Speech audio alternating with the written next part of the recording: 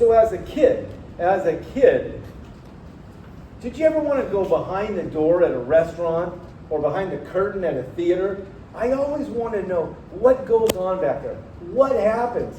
I figured the people, the waiters, the servers, the workers, even like an auto parts store, what happens back there?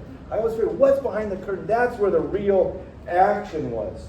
Well, today, in Daniel 2, God is taking us behind the curtain before it even rises. So we're going to see incredible insights, not only from Daniel 2, but throughout the book of Daniel and to the end of time. What he's teaching 2,600 years ago is still occurring. It hasn't all been accomplished. And to a significant extent, as we study this, realize all of this, even today what we're studying, is leading up to something that's very soon to happen on the earth. And it's possible, it's even likely that we are the terminal generation and we will see this. So it's that important. So now what's interesting about this is in chapter 2, verses 31 and following, there's a big switch, and we talked about this already once. There's a switch in history, and we have moved to what's called Gentile world rule. If you've read the Bible, you go all the way through all these things, Adam and Eve, Noah in the ark, Tower of Babel, all of this type of stuff, all the way up to Abraham.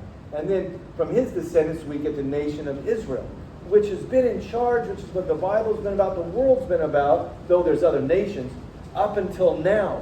From Nebuchadnezzar to this day is called the time of the Gentiles. Jesus talks about this in Luke 21. And this ends when he comes back and the plan goes back to the Jews. It's all about them. It's hard for some folks to understand this, but I hope you'll see it more and more clearly. A lot of you I know already are ahead of this. Luke 21:24 says, "And they will fall by the edge of the sword." He's talking about the Jews. Have they fallen?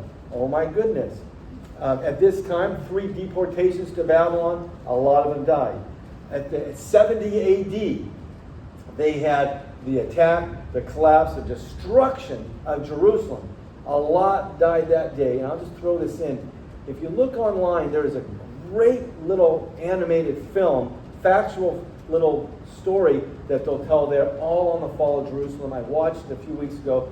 It was extremely informative. You might be able, and if you want to know, I can give you that link later on. But he also says, this is Jesus speaking through Luke, and will be led captive into all nations. Were they led captive? Russia never wanted to let the Jews go. They don't like them. You would think you'd push them out, but no, they wouldn't let them leave. It was a huge act of God that even got them out of Russia, so they've been captive. And it goes on to say, "And Jerusalem we trampled underfoot by Gentiles." And here's the key word: until the time of the Gentiles is fulfilled. It's not fulfilled yet. So the history is still not about the Jews in this period of time. And that until is ended at the end of the Great Tribulation. Okay, so this is the time of the Gentiles. It began with Babylonian captivity. It began with Nebuchadnezzar. It'll end with the second coming of Jesus Christ. I'll just throw this in one more time. A lot of times people say, it's a little bit hot in here, so if anybody can turn it down, that would be great. I see women waving. Hi. Oh, no, you're hot. Okay, I got it.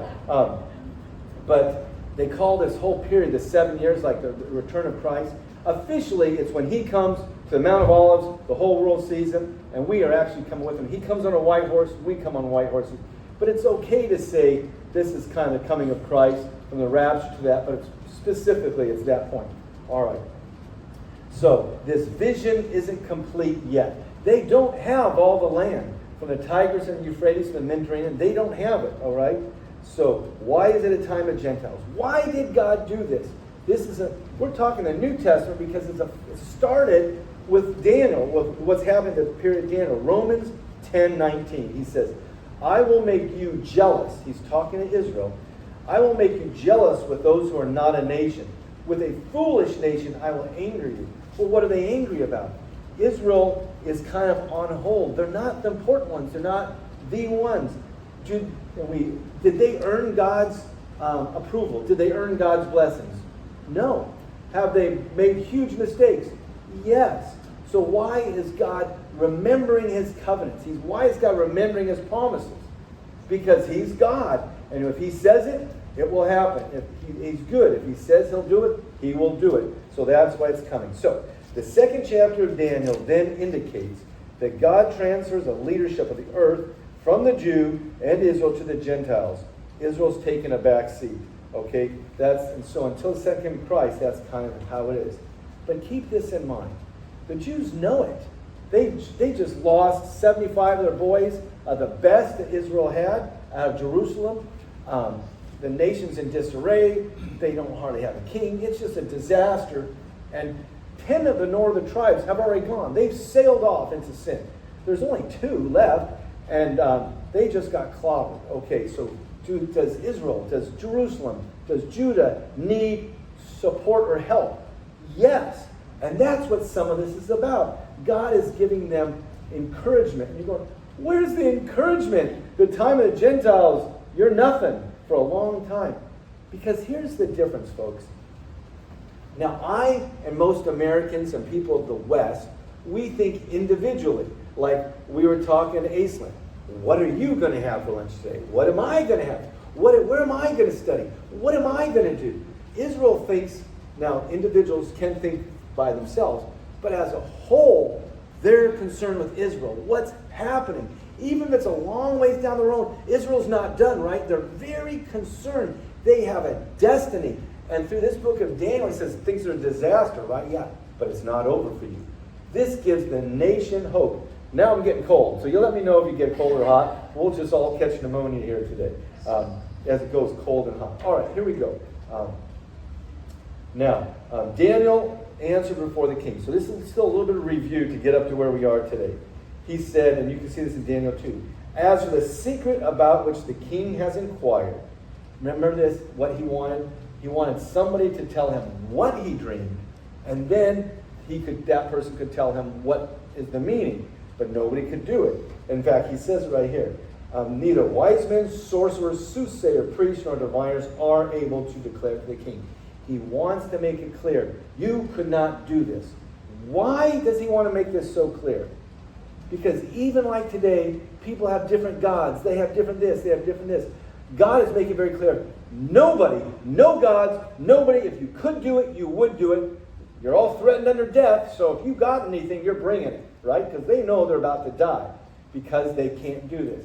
If anybody could have, if any god or deity could have, this was the time. Nobody did it. Folks, this story, this book is about the Lord. It's about God, the creator of heaven and earth. He's getting the glory. He's getting the attention. This is about him.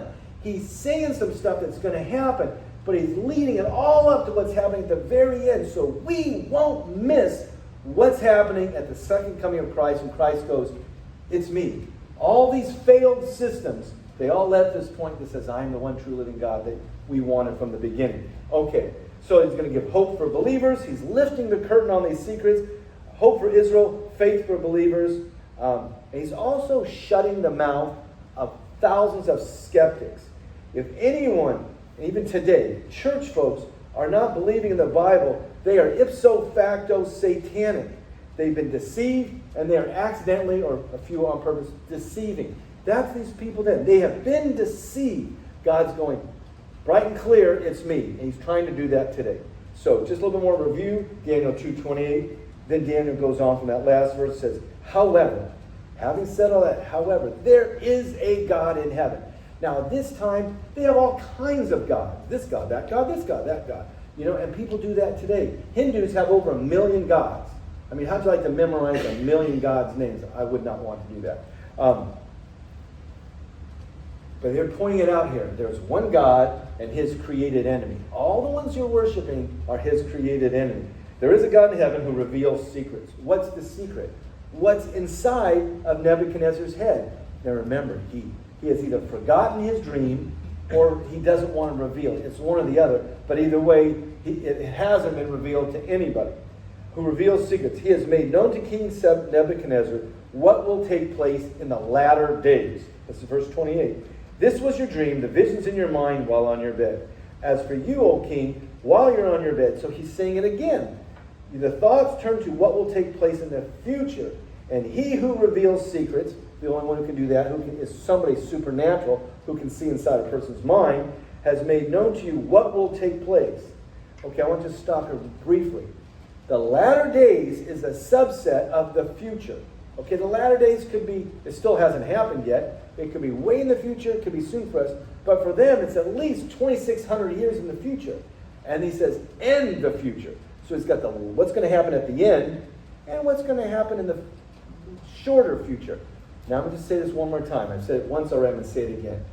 This shorter future, which he's telling today, which we're going to read it, is witnessing, is giving credible credence to what's going to happen at the end. Okay? It's also giving credence and to God. It's building people's faith. It's encouraging Israel. And then verse 30, but as for me, the secret has not been revealed to me for any wisdom residing in me or any other living person. In other words, it's not us, he goes, but for the purpose of making the interpretation known to the king. Here's why. The purpose, we studied this before, and he goes, that you may understand the thoughts of your mind. God's doing this so that you can understand. Now, let me just ask this question. Did God just go, oh, Nebuchadnezzar had this weird dream, I'll make something of it? No, God gave him this dream, probably repeatedly. All right, having said all that, let's jump into the scriptures for today. Verse 31, the king's dream. All right, and here's this, behind the curtain. We're going to get to see it now. You, O king, were watching, and behold, there was a single great statue. That statue which was large and of extraordinary radiance, and was standing in front of you, and its appearance was awesome. Apparently this is quite a statue, because boy, he just used a lot of adjectives there. He could have said, there was a statue. No, he's trying to make a point. This thing is huge, amazing, remarkable. That's why you're remarking on it. By the way, Nebuchadnezzar-like statues, they're all over Babylon, okay? They're probably all of him, but they're all over the place. He worshipped himself. He worshipped the wrong gods. We'll see this at the end of chapter 3. Okay, but now he's going to get to the really, really part that we're so excited about. Verse 32. The head of the statue was made of fine gold. Its chest and its arms of silver. Its belly and its thighs were of bronze. Its legs were of iron, and its feet partly of iron and partly of clay. So this is Daniel, who's had this revealed to him, talking to Nebuchadnezzar in this huge room. You got all the Chaldeans over there seething that they don't know this, but glad they're not going to get killed, or hoping they're not, and just gobs of other people. So he's talking to Nebuchadnezzar. You continued watching until, this is your dream, until a stone was broken off without hands. Okay, so this is supernatural. And it struck the statue on its feet of iron and clay and crushed them. Then the iron, the clay, the bronze, the silver, the gold were crushed to pieces all at the same time. They were like chaff from the summer threshing floors. The wind carried them away, so there's not a trace of them were found. But the stone that struck the statue became a great mountain and filled the whole earth. This verses 34 through 35, these 4 verses are huge. They are affecting us. This has been a defining thing for years. Okay. Why such a massive statue? It's one of the things I think why he couldn't sleep, why he's so upset, is the statue is just huge. He doesn't understand. He's had the recurring dream. But what I want us to understand about someone is what happens to the statue when the stone hits it? Does it just fall down? Does it fall over? Are there pieces of it all over the Babylonian plain, or they call it the plain of Shinar? No. What happens to it? It's vaporized. It ceases to exist.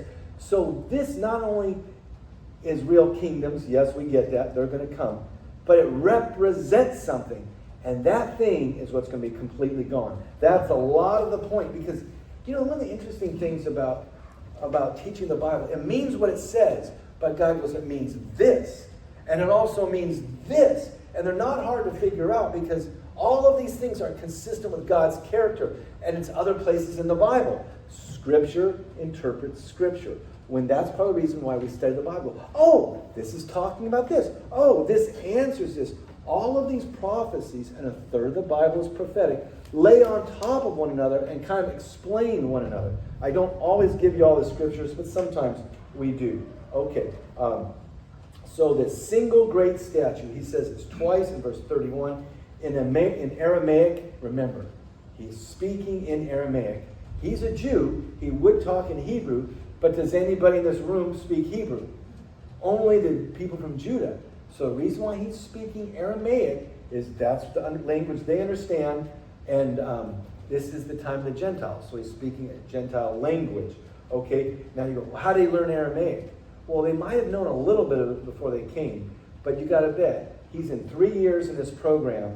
You better learn it, because at the end of this, you're supposed to be an advisor to the king, or who knows what happens to you. But also, at the end of chapter 1, remember, he was blessed with knowledge and all of these things, so much so from the Lord that Nebuchadnezzar said, you're worth 10 times smarter than everybody else. So he's got it, he understands. So we're looking at behind the curtain, and now I want to point something out that's really significant. How many things do you see here? There's 4. Some people call it 5. I'm going to explain to you a little bit today, maybe more last week, why I think it's 4 and not 5. And I believe it'll make a lot of sense. Okay. Then he goes on. By the way, verse 36. Then this was the dream. So I just told it to you. I told you the dream. Now we will tell its interpretation before the king. So the king's going, that is my dream. Were you there? Were you in my head? I mean, how do you know this? Well, how you told it? He goes, nobody knows it. Only God knows it. That's why I told you. So I'm thinking right now, Nebuchadnezzar is going, wow. Okay, what does it mean? Now that you nailed that, what does this mean? What's going to happen? What do I need to know? Here it is. 37, verse 37. You, O king, are the king of kings, to whom the God has given. Now, wait. What did he give him? The kingdom, the power, the strength, the honor, wherever the sons of man live, the animals of the field, the birds of the sky. He has handed them over to you, and he's made you ruler over them all. This is really, really important. Plus, this is going to come up really soon in another chapter. So you got to imagine that Nebuchadnezzar being the emperor of the known world. I mean, he's powerful. His huge kingdom. He's kind of full of himself, wouldn't you think? If I was there, or you were there, we're pretty humble. It wouldn't take long going, yep, it's me. We would be, you can do anything. Live, die. I want to have this food. They make it for you. Whatever. My point, folks, is he's probably thinking he's God. He's made statues of himself. He wants people to worship him. What did God just say? It's been given to you. It's a gift. What do we do for a gift? Nothing. Otherwise, it wouldn't be a gift. If you did something for it, it would be your wages. I worked for that, and God gave it to me. Or I went to work at the cement plant. I worked for 2 weeks. They gave me a check. You earned that. But what does he say here? It's been given to him. And it's a lot. And what does Daniel say? You are the head of gold. You're the top. You're gold. God made you king. Daniel 2:21. He removes kings. He appoints kings. Over and over again, he's telling these guys, you're only here because God said so. And so let's get this. Whatever happens is because God wants this to happen. Now, there's bad things in the world. That's not saying God wants those. Sin has come in. But God's still working with the leaders, the kings, all of these things, even today. Psalm 115:3. But our God is in heaven, and he does whatever he pleases.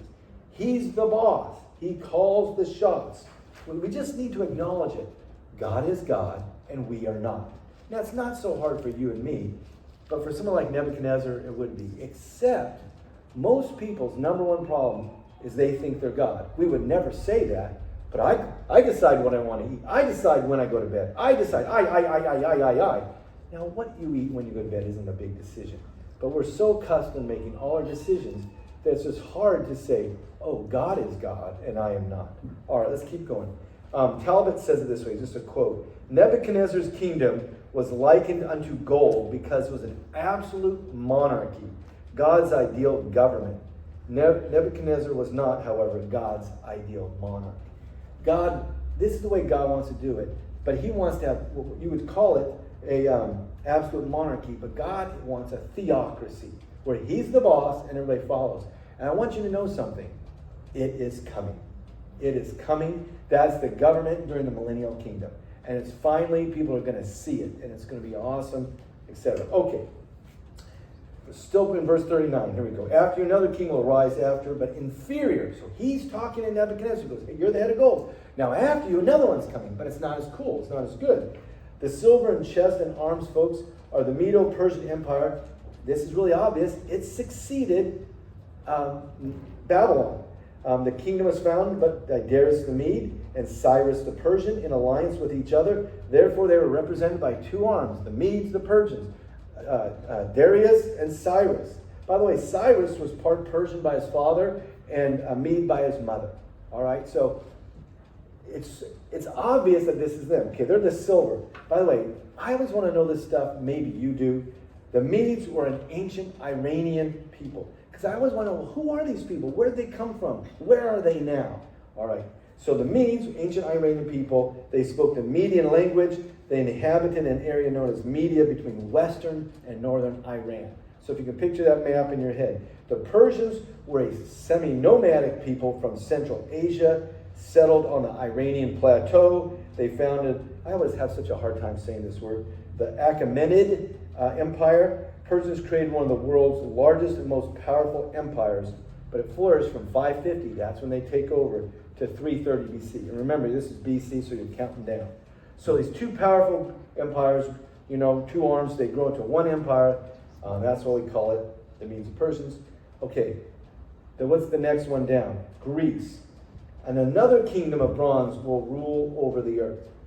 So until is kind of a big word. That will read until.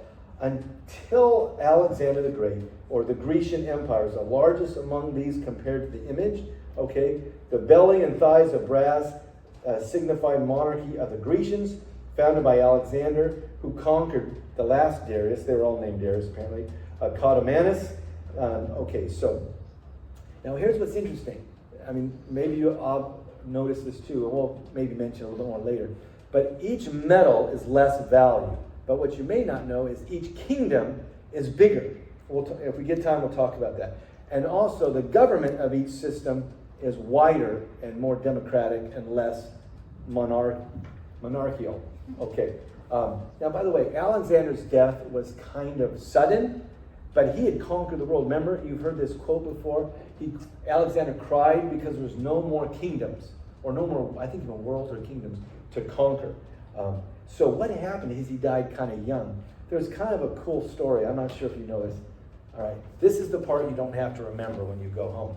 But what happened with Alexander is he wanted to be thought of as like a god. So when he was dying, he's crawling over to the river. So he's hoping that the river would take him away and he would like disappear. And they all go, oh, he just, went to heaven, or, he's eternal. Well, one of his helpers found him and dragged him back, because he didn't know what he was doing, and dragged him back, and he died regular. Everybody knew he was just pretty human. All right, that's a little bit extra. You don't need that one. Okay, but now here's the deal. But something significant happened. So after Alexander, you got the Greek Empire. There's all this warring for who's in charge, and strangely, it's four guys. It finally settles down to four of them. But this is important. I'll tell you why in just a second. You got the Ptolemaic kingdom of Egypt, the Seleucids Empire to the east, the kingdom of Pergamum in Asia Minor, and then you have Macedon. Now here's the interesting fact about Ptolemy. Okay, so he's down towards Egypt. He is like a learned guy. He wants to know everything. He has these massive libraries. And you've heard of the libraries like in Egypt and Alexandria, which is right on, near, I don't know, it's in Egypt, but it's right there. He gets 72 guys. But they're not just guys. They are rabbis. They're Hebrew scholars. So this is a while later. But he finds these Hebrew scholars because he wants to know everything there is to know all over the world. So now the 72 ends up boiling down to 70. And 70 in Latin, are you ready for this? Because this might hit something you know, is called a Septuagint. Have you ever heard of the Septuagint? The Septuagint is a Koine Greek translation. Guess who did it? A non-believer. He gets these rabbis, he separates them all in different areas. He goes, translate your Tanakh, it's a lot of the Old Testament, into Koine Greek because I want to be able to read it. So they all do it, but he doesn't let them get together. He doesn't want any of them to collude, to change stuff. These guys are crazy about power. They don't want anybody to have power but them. So what happens is they all do it. They're so perfect, you can lay one on top of the other like this. They're all exactly the correct, because Koine Greek is an extremely accurate, and Hebrew is too, so when they translated it, it's really right on. By the way, that's why we have the Old Testament, because of him. It was translated back into Hebrew later on. It was in Koine Greek for a long time. So when you ever hear that term about the Septuagint, and they'll say LXX, that's what it means, just so I give you that. But it's kind of cool, because we think sometimes, oh, the Bible's this weird story a long time. No, it affects you. It's real stuff. All this archaeology keeps finding. And if you want to find interesting stuff, and maybe you're on Facebook or you're on the web, just get into a group or something for Christian archaeology. You will find so much stuff, your faith will just skyrocket. Oh, they found this, they found that, they found this. It all supports the Bible. Guess why? Because the Bible's true. You know, you can't find anything to prove something false. It's, okay, I'm sorry, I got off there. Here, let's bring it down, Jeff. Now, here we go. Verse 40, Rome. Rome is really the biggie in all of this. And there's a reason why. It's literally the biggest, but we'll get to that. Then there will be a fourth kingdom, verse 40, as strong as iron. Just as iron smashes and crushes everything, so like iron that crushes, it will smash and crush all these things. That's the things before and more so. Now, I want to stop right there for a second. You might have heard this before. In Latin, it's called Pax Romana. Have you heard Pax Romana? P-A-X. It means the peace of Rome. And the peace of Rome sounds good. We're going to have peace in Rome. It will be a peaceful time, you know. And they built the Roman roads and the Appian Way. The Roman roads still exist. They still have them. We're talking 2,000 years ago and more for some of them. The roads, they built aqueducts. There was roads all over the kingdom. And even, I just want to throw this in. This is super important. This is what the world that Jesus came into and the apostles lived in. It was God's timing, because they could get around because there's roads. And there's a Roman army that's keeping the peace. So people could kind of travel. And this spread the gospel. This helped spread the gospel. Into that was God's timing. But now let me make the point. The peace of Rome, which sounds so good, isn't so good if you were there. When it says the iron that smashes and crushes everything, part of the deal is they will have peace. And if you stop it, you will be dead. You and everybody. They ruled, like, are you ready for this? With an iron fist. They did not mess around. Part of the reason why they killed Jesus, let's just get this, is they're going to, why did Pilate and all these guys give in? They got to have peace. Are you stirring up the peace? You're dead. Are you stirring up the peace? You're dead. They don't care. They're ruling a massive empire. They don't have time. Well, what's your side of the story? Well, how come we're not getting along? Oh, that's kind of bad. Let's have a committee. No, you're not doing it. You're dead. Chop. And another thing that they did that a lot of folks don't know is they had an amazing military advancement that the Romans did. They invented, and you've all seen this in movies, what's called a gladius. It was a short sword. And this was like the most amazing advancement in weapons. It's like a machine gun in World War II. It was just so unprecedented. So they had this shorter sword. And you go, isn't one of those long swords better? No. Because by the time they go like this with a big scimitar ready to chop you, the Roman goes chop, chop, chop, chop. You know, it's fast, it's short. And they had armies, they had styles of fighting. They just took over. But that sword was significant. It was a radical advancement in military warfare. So when they talk about this kingdom of iron, I'm going to read this quote to you. I'm going to jump ahead and I'll come back, Christy. Swedish archaeologist Oscar Montellus coined the phrase, the Roman Iron Age. Iron. Wow, here we are. So this archaeologist referred to Rome as that because of its prolific use of iron. So Daniel tells us you can recognize this kingdom because it uses iron. Rome was known for its use of iron in its military weapons. So there's not a lot of mystery to these things. But let me finish reading this to you. Verse 41, we'll go back. And in that you saw its feet and toes, partly of potter's clay and partly of iron. It will be a divided kingdom. But it will have within it some of the toughness of iron, since you saw the iron mixed with common clay. And just as the toes, the feet were partly of iron, partly of pottery, some of the kingdom will be strong, and some of it will be fragile. Now, verse 43. In that you saw some of the iron mixed with common clay, they will combine with one another in their descendants. This is huge. But they will not adhere to one another, just as iron does not combine with clay. Now, when they talk about this divided kingdom, history tells us that, I know this is like a history lesson. Your word, not your word, his word, our Bibles that you have, this wasn't some fairy tale land over here. This is our world history. This is the same stuff you studied in school. Okay? Rome was founded in 753 BC. They kind of came to power over time. Eventually, by 146 BC, they're really something. They're pushing towards Carthage. A battle was emerging between the Roman Empire and the Greeks, the Grecian Empire. The Roman army defeated them. The Roman Empire, but here's my point. They would eventually split in two. Well, wait a second. Didn't he just say there'd be two legs? Legs of iron? Two? The Roman, how does he know this? How does he know this 500 years? Well, I'm just going to throw this out. Because God is God. All right? We'll leave it there. We can go into that another time. The Caesar who did this, who split into two, he was Diocletian. Two empires emerged as a result. Had the Western and the Eastern Empire. The Western Empire had its headquarters in Rome. It lasted to about 476 AD. So that's 600 years-ish. Not exactly. The Eastern Empire had their headquarters was in Turkey, what they called at that time Constantinople. And they lasted like 1,000 years longer. But they're not so excited about that particular group. But just keep this in mind. You got the two the two kingdoms of, they made it the silver, the chest, of the arms, which is the Medes and the Persians. You got this kind of tummy and thighs of brass, which is Greece, and you got the two legs.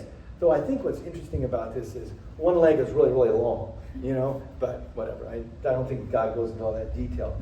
But what has failed to be comprehended by a lot of people is, and we'll see this even more next week, is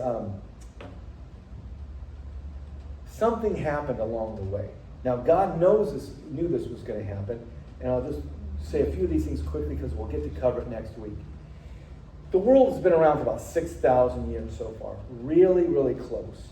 God does everything in sevens. Sevens is God's number. It's the perfect number, okay? Why does man have the number of 6? Because we're not perfect. We can never reach perfection. We can't. Yes, I can. No, you can't. Because God says you can't. Because we're still in sin. We're still in a fallen state. But God's number is 7. There's still 1,000 years to go. What is that 1,000 years? Anybody? It's the 1,000-year millennial reign of Christ. Well, why are we having that? Because that's when God fulfills all these promises they made to the Jews and Abraham and David. Abrahamic covenant, the Davidic covenant. They would have had them, though God knew this wasn't going to happen. But why didn't they have them when Christ arrived? He's the king. Let's have the kingdom, right? Well, what did they do to the king? They killed the king. You can't have a kingdom without your king. All of this was promised during the reign of Christ. They did not want him.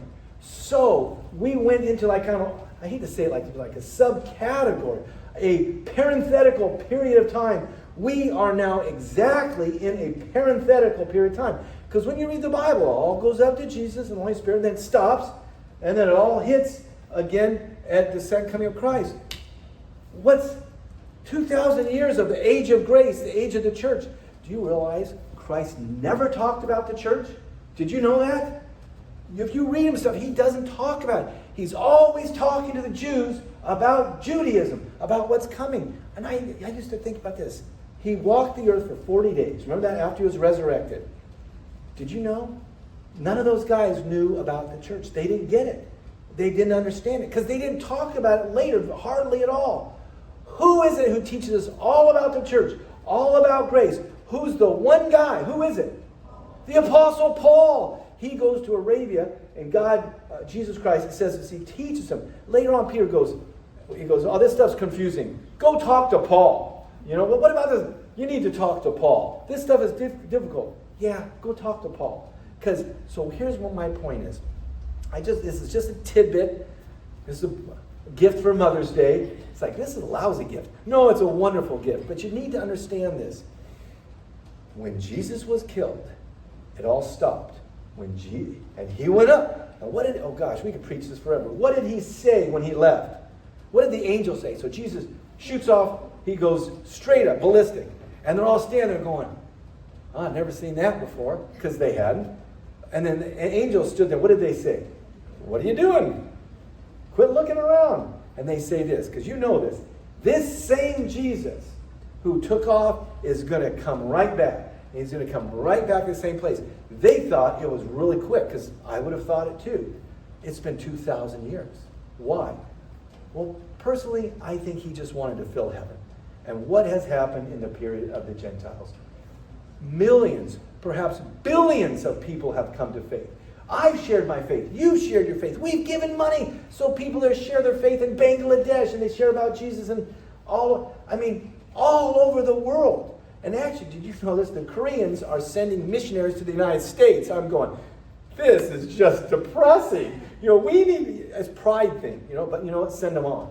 Send them on, because we'll take them because we need them. I just say all that because I want us to understand, why is this happening? Did you know God knew this?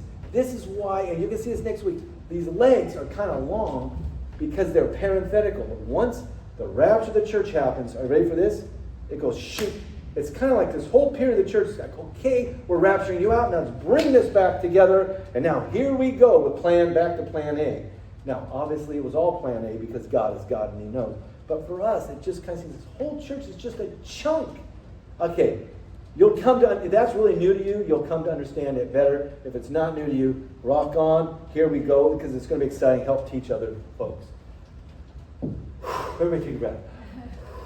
Now, we're going to stop here because the significance of all of this stuff is a real deal. It's not joke. It's not just, oh, this is the story of Daniel and the big statue, and there's a story of Daniel in the lion's den, and the guys in the furnace. Well, those are cool stories. Well, what did you learn? Well, God's good. Yeah, okay, that's true. Folks, just so we get it, God is saying, I am God, and you're not. And he's also saying a whole lot more. That's coming next week, everything you just saw. I knew we wouldn't make it. I always plan too much. Aren't you glad we didn't do it all? Because you get to go home at 2 o'clock for Mother's Day. My potato salad is ruined. Okay. Hey, how about just end right here? No more comments. We stand up and we give praise to who it's due.